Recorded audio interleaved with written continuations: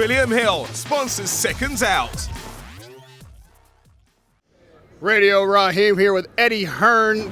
Speaking of that statement Wilder made last week, his camp and a lot of fans online that have commented about that fight feel like he raised his, not just his profile quite a bit since all this back and forth with Joshua began, but he's the more exciting of the fighters. That he's, you've slagged him off many times for not having fanfare here in America, and he's gone a long way to increase that. Twofold question.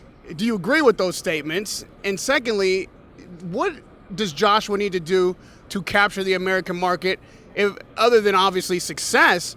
Personality-wise, are you doing anything to contrast what Wilder and Fury are doing here to make Joshua a name? Joshua, I mean, I think even you know him well enough to know he ain't going to play no games by publicity stunts and saying things that he don't believe in and trying to create hype. I don't mind if he does, by the way, but that's not him.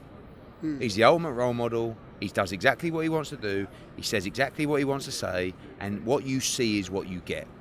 He ain't talking about killing people. He ain't talking about giving his money away to charity.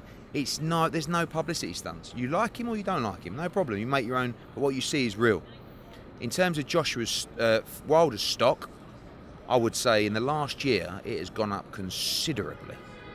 I think through the Fury performance it probably dipped a little bit, but the Brazil performance was really good, really exciting. Is he more exciting than Joshua? I think they're both fucking brutal. He's more vulnerable than Joshua. He gets hit more, he gets wobbled more, and that is exciting. Yeah, I don't want to start slagging him in terms of the ticket sales and the Showtime viewing figures, but you've got to do your own research. Like, he's not the draw that Joshua is, even in America. I mean, we'll have 19,000 in the Garden. 7,000 will be Brits, but there'll still be 12,000 Americans. That's double the amount of Americans who bought tickets for Deontay Wilder. And it baffles me, Rahim. I'm not slagging off Wilder. I think he's great. I think he's an amazing fighter. I think he's ultra exciting. I think he's box office, as they say. And he's the world heavyweight champion from America. But why? Is this just boxing in America? You tell me. How can you sell that few tickets for a fight that had such a big grudge as well? I mean, the build-up was good. Everything was good. Showtime done a great job. You know, the promotion. I mean, Wilder's an incredible self-promoter. Why is he not selling? Why are the numbers not doubling? Like, they should be double on Showtime.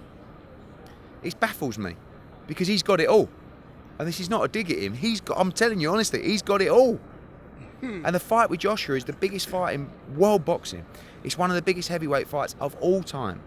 And it is just a fucking absolute shootout. And I want it so bad, Rahim, because I would be shitting myself. Right? Because Wilder punches like a mule. Right? And I believe AJ beats him. But the question is, do you want to gamble? And people say, oh yeah, if Wilder loses, it'll be bad for PBC, and if Joshua loses, it'll be bad for Matchroom. Fucking spot on. But ain't that the fun of it? You know? Do you want to play? Do you want to gamble, boy? Let's gamble. You know, and that's what I love, because it's shit or bust. They can do it twice. They'll probably do it 4 times, right? But everything's on the line. Everything Joshua's built up from the day he turned pro. Everything Wilder's built up. It's all on the line. But isn't that what makes it so big and so exciting? So first things first, Andy Ruiz, he's got to go in there. He's got to put a performance on where everybody goes, wow. Because it is over to him now. Wilder's gone in there, bosh.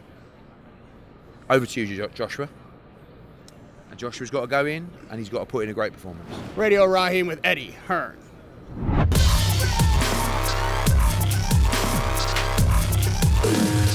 William Hill sponsors Seconds Out.